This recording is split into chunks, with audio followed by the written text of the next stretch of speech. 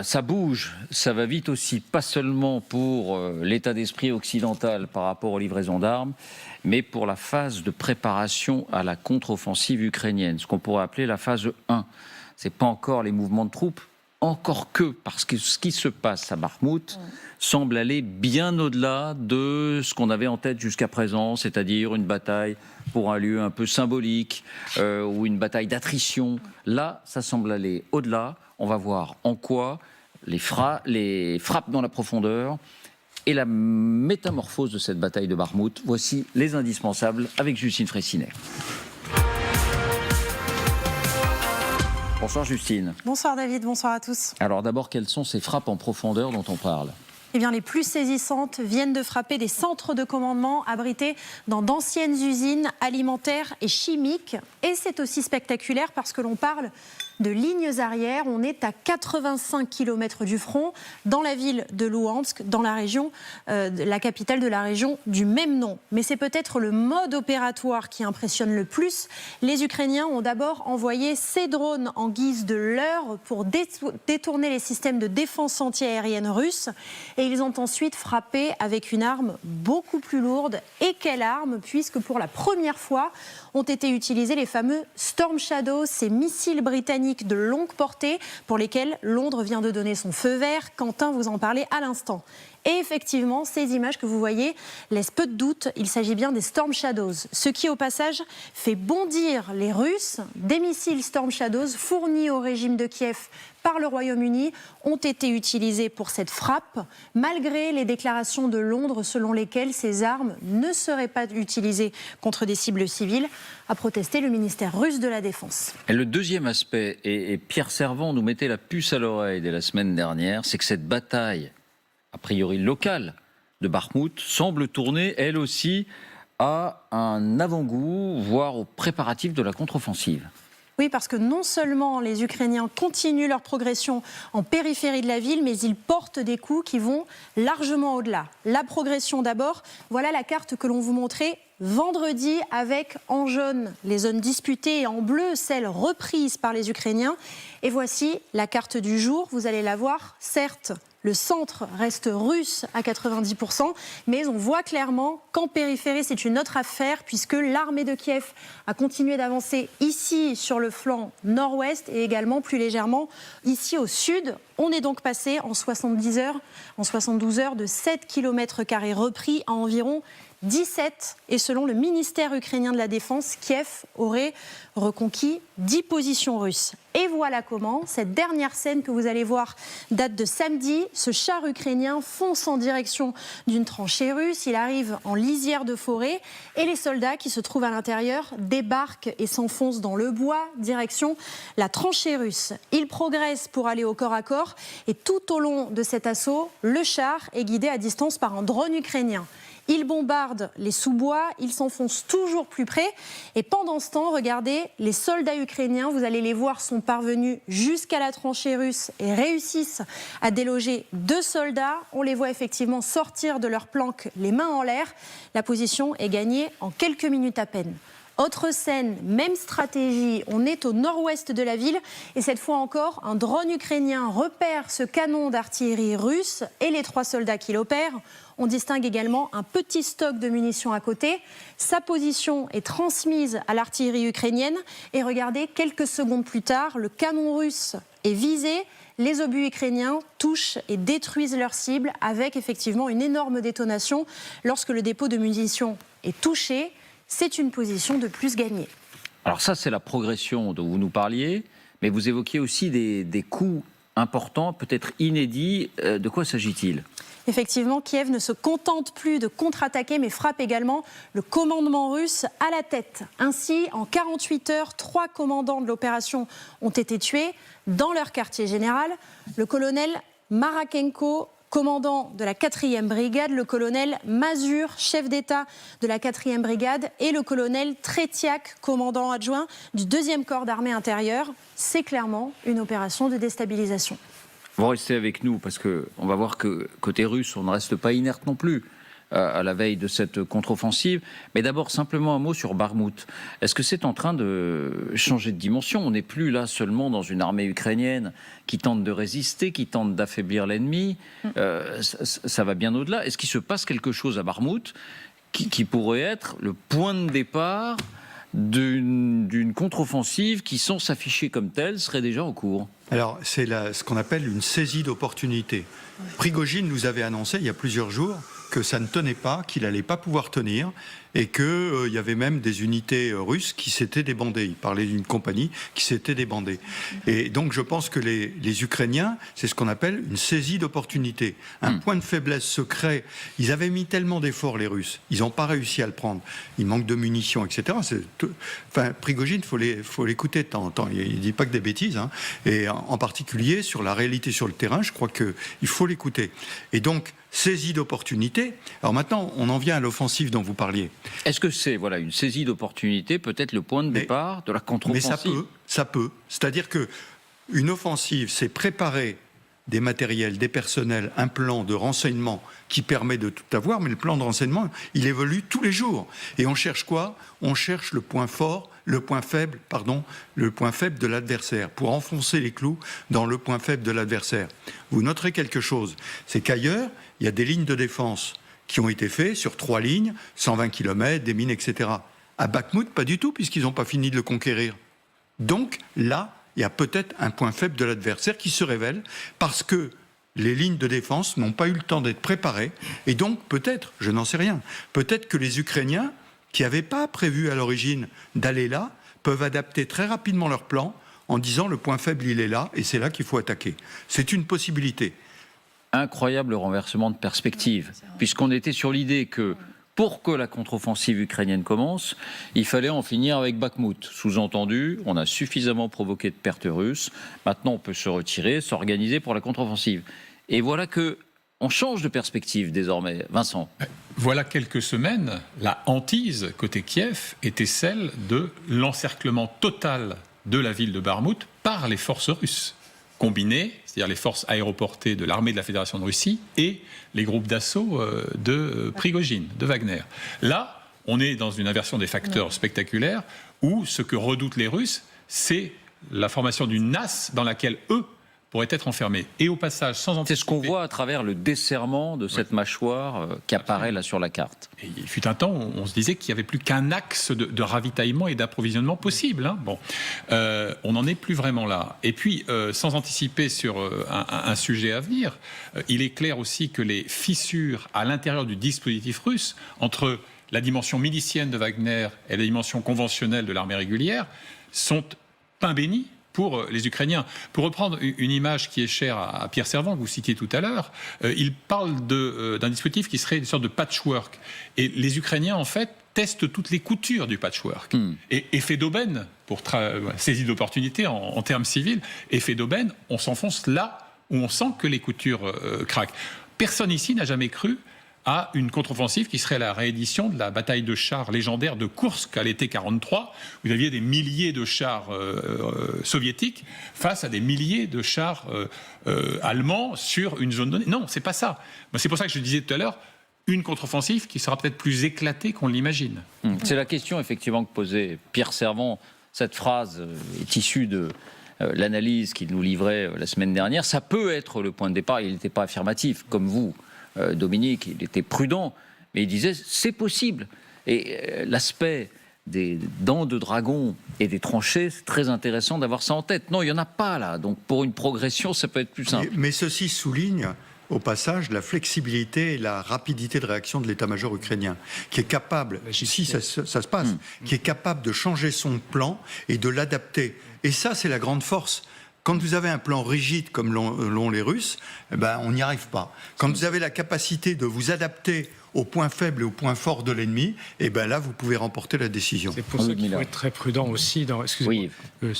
Il faut être très prudent parce qu'en fait, on n'en sait rien. Alors, ce qui est intéressant, c'est qu'il y a quelques mois, un certain nombre de militaires sur les plateaux avaient tendance à conseiller aux Ukrainiens de se retirer de Bakhmout parce que c'était pas stratégique, etc. Et c'est une décision politique, je crois, de Zelensky qui a dit à ses militaires non, il ne faut pas se retirer, c'est coûteux pour nous en termes de vie humaine, mais il faut garder. Le contrôle. Alors, la prudence, c'est que les Ukrainiens agiles, comme vous le dites, nous ont déjà habitués à poser des leurres. On les attendait à Kherson, ils sont arrivés à Kharkiv. Et puis après, ils se sont intéressés à Kherson. Et là, on voit encore il y a quelques jours dans le Guardian, il y avait des cartes avec 4 ou 5 hypothèses possibles de contre-offensive. L'une, c'était à l'est de Kharkiv. L'autre, c'était du côté de Zaporijjia. Une troisième, c'était vers Kherson, à travers le Dniepr. Et la quatrième, c'était précisément en Bakhmout. Donc, en réalité, il faut être très modeste. Nous ne savons pas exactement où ça va se passer, même si je comprends parfaitement la saisie d'opportunités autour de... Voilà. Et puis ça risque d'attirer à nouveau des troupes régulières russes ou peut-être des troupes de Wagner en Russie. S'il y a progression territoriale. Ludmila, est-ce que vous suivez ce qu'on en dit sur les forums? Qu'est-ce qui se dit? En Ukraine, il y a beaucoup d'analystes qui disent à peu près, ça rejoint ce que vous venez de dire, Général, on ne sait pas où les Ukrainiens vont frapper dans cette contre-offensive, mais ce qu'on sait faire, c'est mettre la pression sur les Russes pour qu'ils soient dans ces situations de mal compréhension, mais où est-ce que ça va se faire? Et par ces signaux qu'on envoie un peu partout sur le territoire, mais aussi à Bakhmout. Je pense que, écoutez, il y a déjà le problème de communication entre les Russes dans l'armée, parce qu'apparemment, ce qui se passe, c'est qu'il y a ceux qui occupent le centre-ville où ils poussent, où ils attaquent, parce que ça affaiblit pas l'attaque russe d'un centre-ville de Bakhmout, mais sur les flancs, au nord et dans le sud, c'est-à-dire cette mâchoire dont vous avez parlé, ils reculent, les Russes, et apparemment le centre de la ville communique pas forcément avec les deux flancs. Et ce qui va se passer, c'est le retournement complet de la situation où c'est pas les Ukrainiens qui sont maintenant encerclés, mais il y a le risque d'encerclement de troupes russes.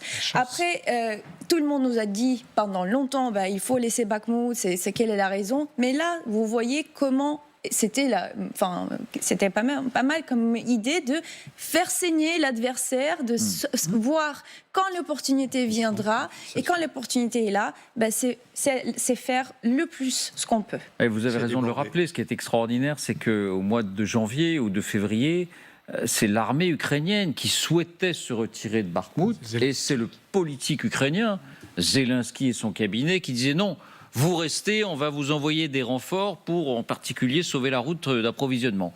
Oui. Donc, juste à ce propos, une hypothèse que j'avais émise dès cette époque-là, c'était que la décision politique de Zelensky par rapport à Bakhmout n'était évidemment pas que de portée symbolique. Je pense que l'intuition des Ukrainiens, de l'état-major notamment, c'était que plus ils tiendraient sur Bakhmout, plus les lignes de faille entre Wagner-Prigojine d'une part, l'armée fédérale et le ministère de la Défense d'autre part allaient se creuser et s'accuser. Et pour le coup, l'histoire leur a donné raison. Et tout à l'heure, alors à propos de Prigojine et de Wagner, il y a cette histoire extraordinaire qui sort aujourd'hui, qui date d'il y a quelques mois, selon lesquelles Prigojine aurait joué son sort contre celui de l'armée régulière russe en proposant un marché, un contrat aux Ukrainiens. Ça paraît hallucinant, mais vous nous direz ce que vous en pensez. D'un mot rapide, là, en ce qui concerne les frappes en profondeur, on voit que le fameux missile à longue portée britannique, dont la décision de livraison n'a été annoncée qu'il y a 15 jours, le premier de ces missiles a donc déjà été tiré par les Ukrainiens. C'est pas confirmé, en fait. Il n'y a pas de confirmation parce que les Ukrainiens... Les images ne sont pas forcément probantes. On ne va pas confirmer que c'était Storm Shadow qui était employé, mais il y a un autre missile ukrainien qui s'appelle Grim 2, ou qui pourrait être utilisé dans ces cas-là, parce qu'il est capable de taper dans la profondeur. Et moi, je pense que ça n'était pas utilisé parce que le moment, il n'était pas là. Là, on est dans le moment où on façonne le terrain de bataille, on prépare la contre-offensive, et avec la livraison de missiles de longue portée et les avions de chasse, même s'ils ne sont pas encore là, mais tout ça, ça fait la pression sur les Russes pour qu'ils se préparent à une évidence. Ils vont juste perdre cette guerre. Les documents qu'on voit, qui sont montrés donc soit par l'armée russe, soit par l'armée pro-russe de la région de Louhansk, semblent indiquer, vous voyez, Shadow, qu'il s'agit bien d'un de ces missiles britanniques. Bon, ça peut être aussi une manip. Simplement, on avait vu des documents comme ça il y a 2-3 jours, et à côté, on voyait même le mot « France ». Parce que les Shadow, c'est comme les Scalp français. Ils ont été fabriqués ensemble. Oui, mais on n'a pas dit que cela marque venait de pas France, comme à ma ça. connaissance. Oui. Alors, donc, on peut s'interroger. Est-ce qu'il n'y a pas là un peu de manipulation? Mais pour revenir à votre question initiale, c'est-à-dire les frappes dans la profondeur, l'utilité des Shadow, des Storm Shadow, c'est précisément ça. Ils tapent jusqu'à 250, on ne connaît pas, normalement ils peuvent aller jusqu'à 500, mais on ne sait pas jusqu'à quelle distance ils ont été limités, mais ça permet de frapper dans la profondeur, 450 kilos quand même, ça fait une belle charge, de taper sur la logistique et sur les PC, et les Russes ont déjà préempté l'offensive parce qu'ils ont reculé leur PC et reculé leur logistique. Donc c'est pour ça que dans le plan de renseignement qu'ont les Ukrainiens, partagé avec les Britanniques bien sûr, ils ont dit si on doit taper sur les PC et il nous faut telle distance. Et là, naturellement, c'est le Storm Shadow qui est le missile adapté pour faire ça. Là, c'est 85 km, donc ça va au-delà de l'action, du rayon d'action des HIMARS ou des Césars, qui sont des plus petits calibres, évidemment. Donc, effectivement, c'est, entre guillemets, idéal pour ce type de missile à longue portée. Oui, là, ça me paraît un peu court. Un peu court. C'est à la distance du HIMARS, pas du César, parce que c'est plus loin, mais c'est la distance du HIMARS. Ça me paraît un peu court. Maintenant, on peut l'avoir utilisé sur une opportunité importante. Le doute méthodologique est permis et même recommandé, puisque Lumia faisait allusion donc à ce Grim 2, ce missile. Il se trouve que l'un des blogueurs militaires russes les plus influents a émis cette hypothèse qu'il ne s'agissait pas d'un Storm Shadow, car, dit-il, il aurait fait davantage de dégâts et il n'était pas pertinent de l'utiliser pour ce type de cible-là. En revanche, disait-il dans son commentaire, son analyse, nous savons que les Ukrainiens disposent de Grim 2 qui ont la portée suffisante pour... Donc vous voyez, même au sein du système militaro-politique russe, le doute persiste. Le doute est là. Le doute est là. Ne croyons pas que les Russes restent les bras croisés, parce que c'est toujours la tentation qu'on a de louer la bravoure, l'ingéniosité, et à juste titre des Ukrainiens, mais comme si en face il ne se passait rien, parce qu'on a débordé de ces images où on voyait une armée russe en pleine débandade, désorganisée, divisée et mal équipée. Non, les Russes réagissent eux aussi. Justine, on vous retrouve. Il s'est passé des choses également. Oui, effectivement, on n'est plus aux abords du front, mais on est beaucoup plus en profondeur.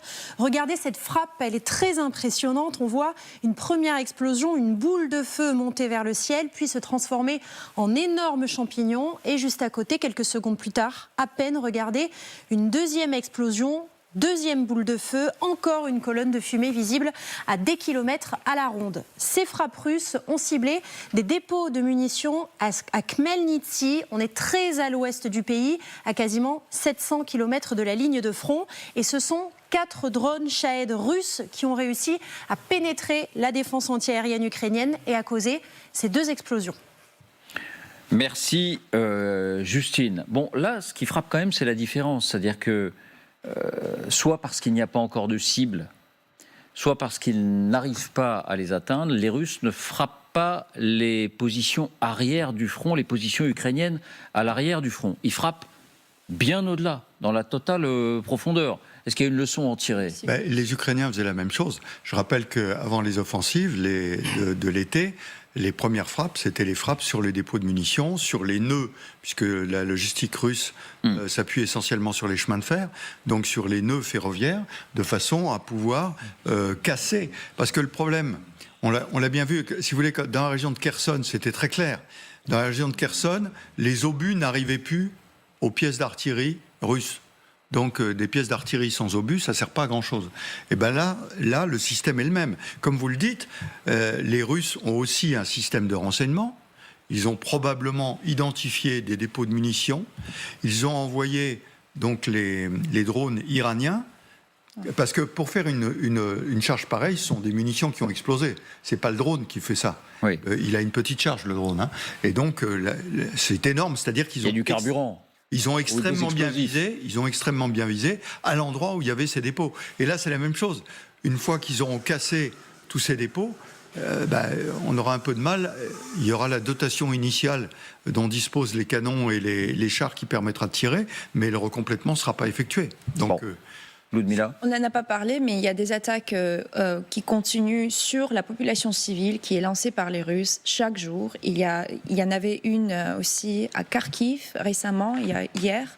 Ils continuent de bombarder les civils et ça, c'est vraiment la stratégie de terrorisme, de terreur qu'il continue d'employer. Et ça, c'est pas du tout. C'est l'asymétrie qu'on voit parce que si on frappe, on sait ce qu'on frappe. On frappe des postes de commandement ou les points de ravitaillement. Mais les Russes, ils continuent cette stratégie de terreur de frapper les civils. Bon. Ce qu'on ne comprend pas, c'est pourquoi les Russes n'attaquent pas plus souvent des dépôts de munitions plutôt que les civils, plutôt que de pratiquer une guerre de terreur, d'avoir une politique... C'est la stratégie de la terreur, justement. Voilà, plutôt que d'avoir une politique de ciblage, je ne veux pas le justifier, mais dans une guerre, c'est assez logique qu'on s'attaque aux dépôts de munitions. Oui, mais ça nécessite d'avoir le renseignement. Et ils n'ont pas forcément tout le renseignement voulu. Là, on voit que ce sont des dépôts de munitions qui sont dans des villes. Donc, ils ont le renseignement sur ces dépôts de munitions dans les villes. Il faut connaître qu'il doit y avoir des gens infiltrés, d'une façon ou d'une autre. Oui, tout à fait. Ils fournissent du renseignement. Ceux qui font... Des deux côtés.